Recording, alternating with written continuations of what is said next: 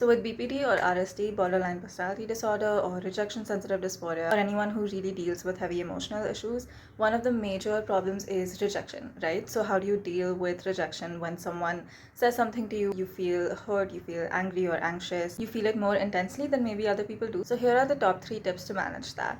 So first of all, this is my laptop. This is where I made my notes. So when someone says something to us, as someone with BPD, it is hard to not read into their words and to make the situation bigger than it actually is objectively. We tend to focus more on the person's words than their intention. So the first question you're going to ask yourself is, how else can I view this situation?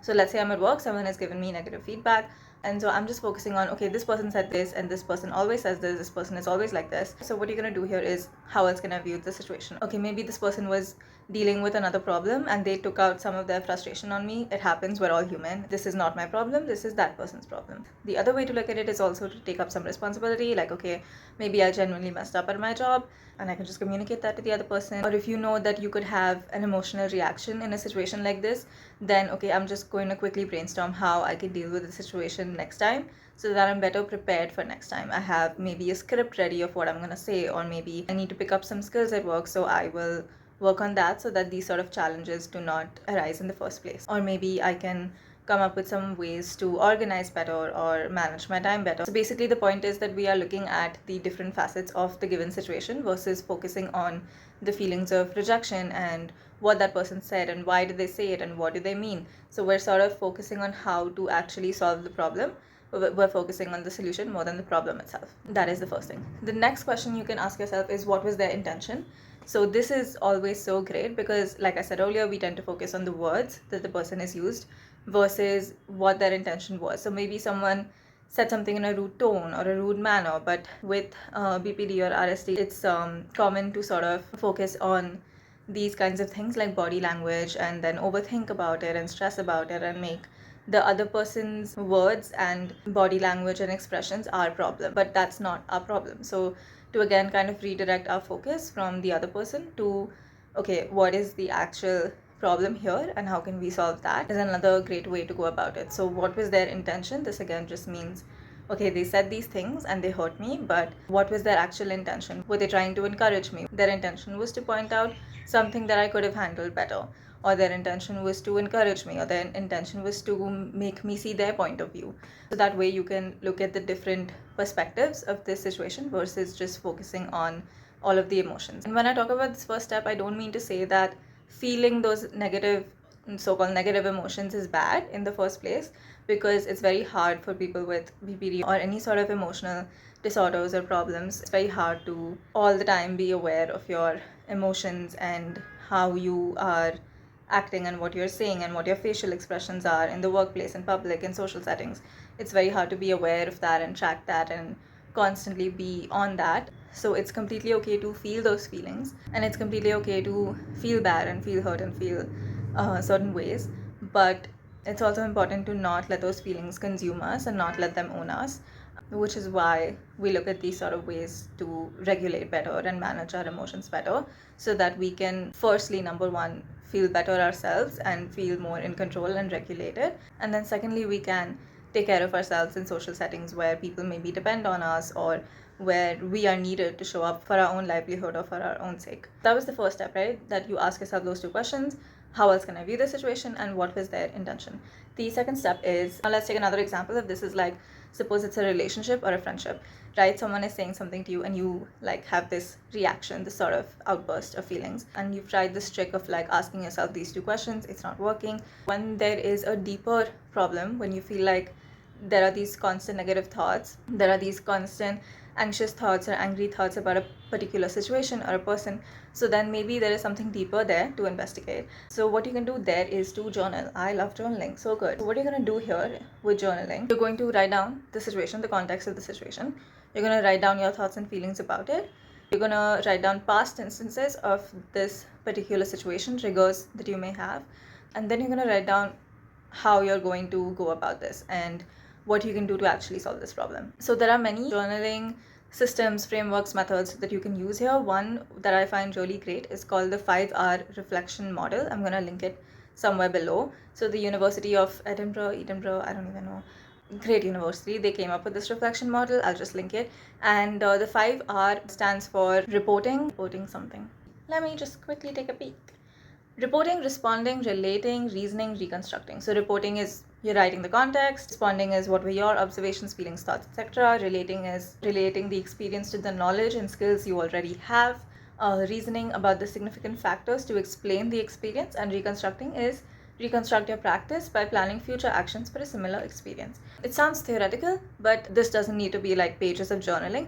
If you feel like you need to dig deeper into the situation, please feel free to do so. But if it is not the case, then you can just quickly, in a page or a couple of pages, you can write down a few statements for each of these factors, and you can see what solutions you can come up with. And you can sort of uncover what are the deeper reasons behind these feelings of yours. The third step is implementation. This is where you actually do the action, you take the action, right?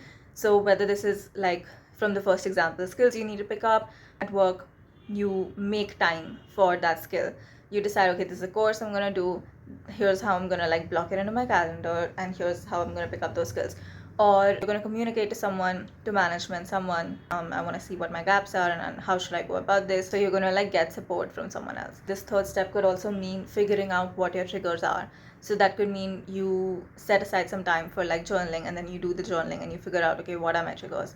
How do I go about managing them? Maybe implementation could look like booking an appointment with your therapist, right? Maybe it could look like picking up some DBT skills. DBT stands for dialectical behavior therapy, great therapy for people with emotional issues, with BPD, all of it. Implementation could also be communicating with the person, right? So your partner, your friend, whoever, like, okay, like owning up, taking some responsibility, like this is how I felt, this is how I feel, and this is how I'm gonna do better, but like I also feel like I was disrespected, or I also feel like I'm not being taken seriously, or whatever it is that you feel, communicating that and then seeing what they have to say. So like, what do you think about this? So actually having a conversation and communicating versus fighting, right? So whatever your implementation step looks like in whatever context, situation you're in, implementation is really important, because here is how you actually solve the problem versus letting those feelings fester and then leading to an outburst. So those were my steps to deal with rejection and hurt, anxiety, all of it. Next thing I have for you, these are not exactly journaling prompts, but you can use them as journaling prompts, or you can just use them as quotes that you want to maybe write down somewhere, you want to think about, you want to talk to a friend about, whatever. So I read this book, right? I read this book called Villette by Charlotte Brontë. Sucky cover, amazing book, and amazing author. Sorry, I had to just sniff it real quick. Oh, it smells so good. But I have like annotated this book completely. I don't know if you can see it.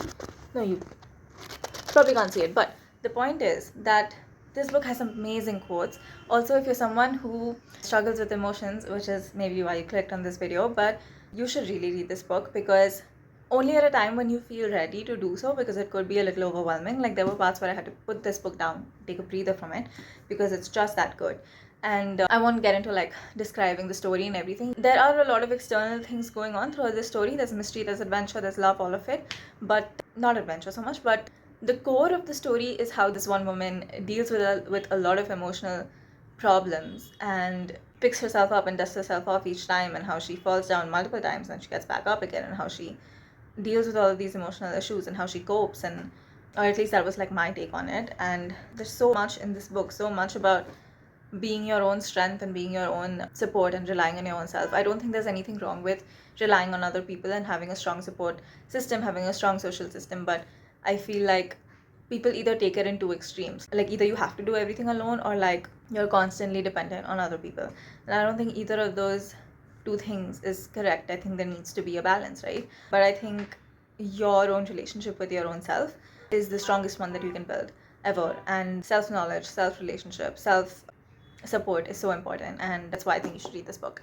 But the quotes that I have for you are actually from this book. So the first one is, okay, so this is a part where the protagonist of this book is called Lucy Snow. And so this is where Lucy Snow is about to, this is the beginning of the book, this quote, and where she's gonna like set on this adventure and everything. So this is the quote from there. What should I do on the morrow? What prospects had I in life? Whither should I go? What should I do? I wet the pillow. So dramatic.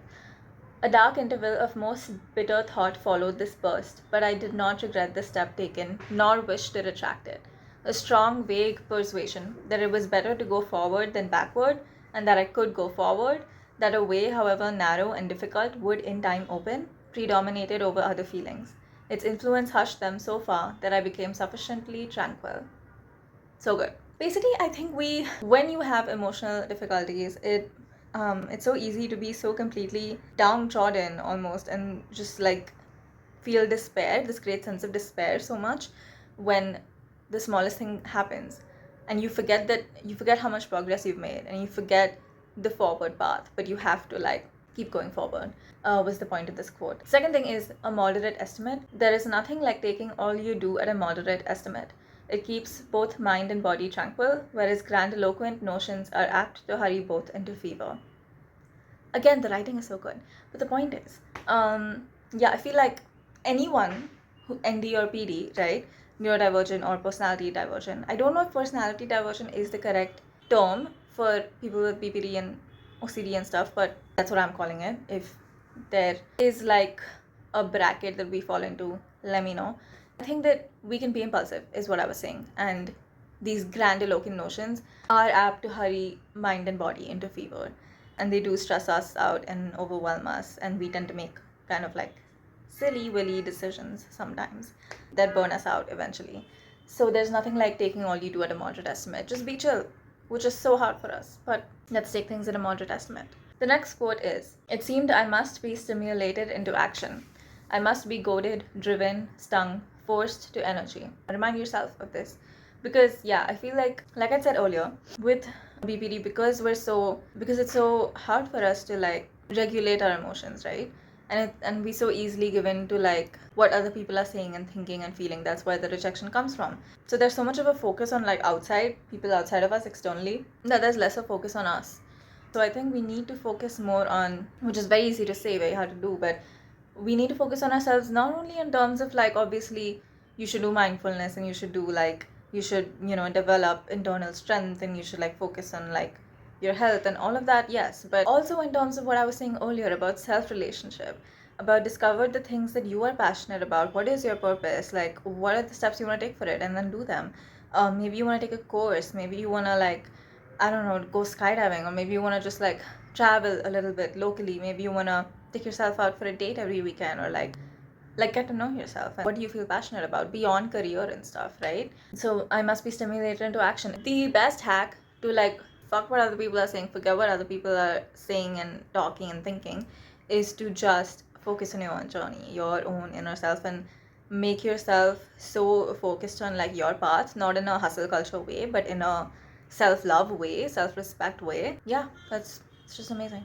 And the last quote I have for you is, "Stone walls do not a prison make, nor iron bars a cage." Richard Lovelace, amazing. I think that's his poem, right? Yeah, I think so. That just means it's all in the mind. You don't want to make your mind a cage. Also, another thing to do, which this quote reminds me of, is anytime that you are in a situation, right, where it's like getting heated, the discussion or the argument is getting heated, just take a break. Just tell that person, listen, I don't feel so good right now. Let's talk later. Take a break, and make sure that you already like make these boundaries very clear to your friends, to your families, that like sometimes I will feel overwhelmed, and so that's not the best time to have a serious discussion with me, and I'll let you know when I feel like that, and I'll just take a break from the conversation. Pause, right? That's the best thing. And then come back when you're feeling okay, because we can't always trust our minds, which is not a negative thing. It's like, it's just what happens with us sometimes. Like, you can't always rely on what you're feeling, right?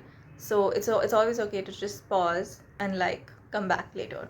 The last quote is, "So peril, loneliness, and uncertain future are not oppressive evils, so long as the frame is healthy and the faculties are employed, so long especially as liberty lends us her wings and hope guides us by her star." The writing is so good. But anyway, just that we're always going to deal with like what feels like peril to us, or is also peril sometimes. There's always gonna be like loneliness. There's always gonna be the void, right? In BPD we talk about the void. We feel that so much. Future always uncertain, and these are not oppressive evils. Honestly, they're not. So long as the frame is healthy, so long as like this quote I'm saying especially because it's very important that our basics are covered. Sleep, right? Just health. What does health mean? Sleep, food, hydration, exercise, all good. That's how the frame is healthy. Faculties employed is what I said before about you doing what feels like passion, what you're passionate about and what feels like your purpose. And as long as you're doing that, the liberty and hope part kind of happen on their own. So long, especially as liberty lends us her wings and hope guides us by her star. Charlotte Brontë, man, so good, man. But that's all I have for you today, and hope you like this video and everything. Like, share, subscribe. Do people say that anymore? Just yeah, if you're into like this kind of stuff, I talk and yap, same thing, about philosophy and emotions and art and books and reading and life and all of that stuff a lot. Stick around, I guess. Yeah, that's all. Have a good day, dawn, night, dusk, evening, afternoon, whatever, wherever you are, and stay tuned. Is that also something I don't know. Bye, have a good day.